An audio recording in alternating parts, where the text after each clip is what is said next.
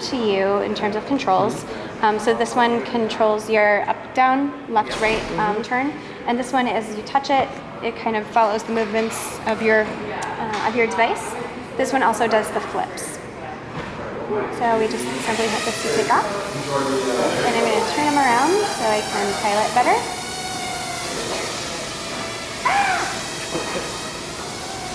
It's a little bit more sensitive.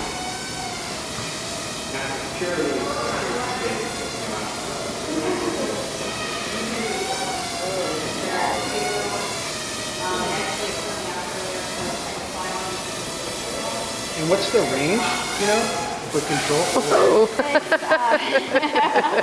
Hello. So he does the forward flip, a backward flip, a right, and a left flip.